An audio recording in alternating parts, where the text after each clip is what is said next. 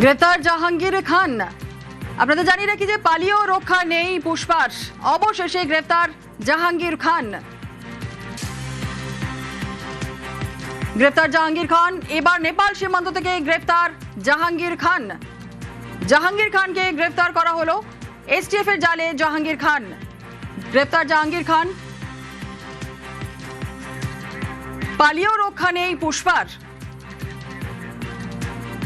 নির্বাচনের পরই পগারপার হয়ে গিয়েছিল জাহাঙ্গীর, আর অবশেষে এবার নেপাল সীমান্ত থেকে গ্রেপ্তার জাহাঙ্গীর খান। পালিয়েও শেষ রক্ষা হলো না। গ্রেপ্তার জাহাঙ্গীর খান, পালিয়েও রক্ষা নেই পুষ্পার। নির্বাচনের পরই পগারপার জাহাঙ্গীর, এবার নেপাল সীমান্ত থেকে গ্রেপ্তার জাহাঙ্গীর। আরো বিস্তারিত জানাবে অনুপ আমাদের সঙ্গে রয়েছে। অনুপ, ফলতা তৃণমূল নেতা অভিষেক ঘনিষ্ঠ জাহাঙ্গীর খান ওরফে পুষ্পা ইতিমধ্যে তাকে গ্রেপ্তার করা হয়েছে বেঙ্গল এসটিএফ এবং জেলা পুলিশের পক্ষ থেকে। তাকে নেপাল সীমান্ত এলাকা থেকে গ্রেপ্তার করা হয়েছিল এবং ভোটের পরবর্তী ক্ষেত্রে লক্ষ্য করা গেছিল ভোটের থেকে তিনি কিন্তু লড়বেন না এমনটা জানিয়েছেন। তারপর থেকে তিনি গা ঢাকা দিয়েছিলেন এবং তার বর্তমান অবস্থা কোথায় এগুলো জানার জন্য তার টাওয়ার লোকেশন ট্র্যাক করা হচ্ছিল বেঙ্গল এসটিএফ এর পক্ষ থেকে, পুলিশের পক্ষ থেকে। শেষমেশ দেখা যায় যে নেপাল নর্থ বেঙ্গল হয়ে নেপাল সীমান্তে তিনি কিন্তু তার শেষ টাওয়ার লোকেশন ছিল। ইতিমধ্যে বেঙ্গল এসটিএফ এর পক্ষ থেকে ফলতা তৃণমূল নেতা জাহাঙ্গীর খান ইতিমধ্যে তাকে গ্রেপ্তার করা হয়েছে এবং তাকে কলকাতায় আনা হবে, পরবর্তীতে আদালতে পেশ করবে। তার বিরুদ্ধে একাধিক অভিযোগ ছিল, এলাকায় সন্ত্রাস সৃষ্টি করা থেকে শুরু করে সাধারণ মানুষকে মারধর, তোলাবাজি মামলা, একাধিক মামলা তার বিরুদ্ধে রয়েছে এবং বেঙ্গল এসটিএফ এর পক্ষ থেকে তার কিন্তু ভোটের পরবর্তী পর থেকেই তার খোঁজ করা হচ্ছিল এবং যখন বলা হচ্ছিল ভোটের পরবর্তী ভোট হবে ফলতা বিধানসভা কেন্দ্রে, সেখান থেকে কিন্তু তিনি নাম তুলে নিয়েছিলেন, তিনি ভোটে লড়বেন না এমনটা জানিয়েছিলেন এবং এই সিদ্ধান্ত নেওয়ার পর থেকেই তিনি কিন্তু গা ঢাকা দিয়েছিলেন। শেষমেশ বেঙ্গল এসটিএফ এর পক্ষ থেকে তিনি তার পরিবারের কার সঙ্গে যোগাযোগ রাখছিলেন এই সমস্ত বিষয় খতিয়ে দেখা হচ্ছিল এবং টাওয়ার লোকেশন যদি দেখতে পাওয়া যায় যে তিনি নর্থ বেঙ্গল হয়ে নেপাল সীমান্তে বর্তমানে রয়েছেন এবং সেখান থেকে ইতিমধ্যেই তাকে গ্রেপ্তার করা হয়েছে। পরবর্তী ক্ষেত্রে সল্টলেকের যে বেঙ্গল এসটিএফ এর দপ্তর সেখানে তাকে নিয়ে আসা হবে এবং তারপরে আদালতে পেশ করা হবে।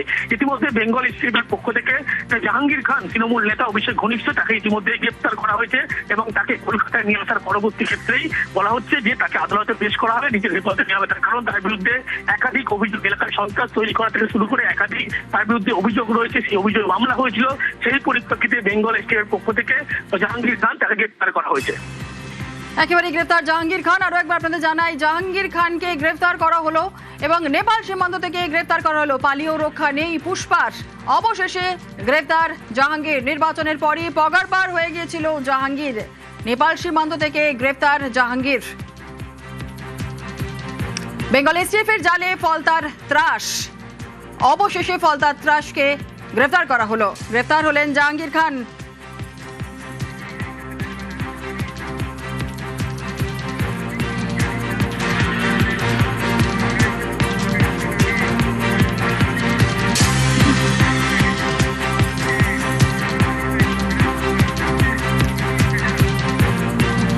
আরো একবার কথা বলে নেবো, আমাদের অপর প্রতিনিধি অর্পণ আমাদের সঙ্গে রয়েছে। অর্পণ, অবশেষে গ্রেপ্তার জাহাঙ্গীর খান, পালিয়ে আর শেষ রক্ষা হলো না পুষ্পার।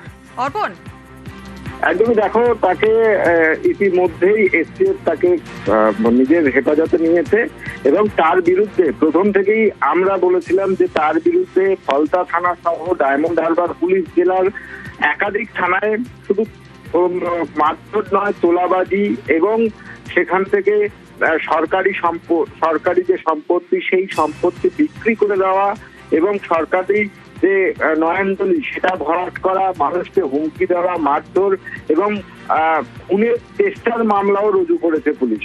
এবং তুমি জানবে যে 19 তারিখের পর থেকেই জাহাঙ্গীরের আর খোঁজ মেলেনি।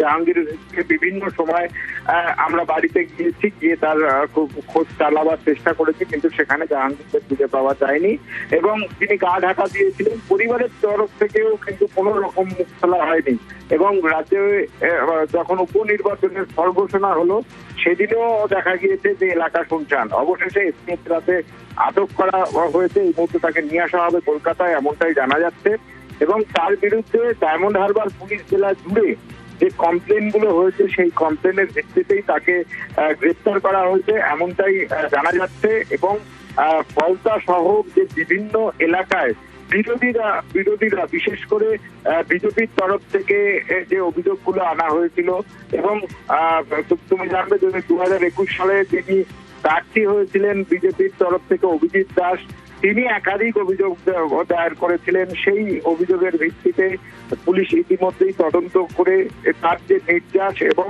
তার বয়ান নিয়ে এই ঘটনার যে এই যে 15 বছর ধরে তিনি বিভিন্ন দপ্তরে কাজ করেছেন, নিজের প্রভাব খাটিয়েছেন, লোকজনকে মারধর করেছেন এবং সেটা অভিযোগ করা হচ্ছে তার বাড়িতে তুলে এনে মারধর করা হতো। এই সমস্ত ঘটনার তদন্ত শুরু হবে এবং এই তদন্তর জন্যই তাকে গ্রেফতার করা হয়েছে। ধন্যবাদ অর্পণ।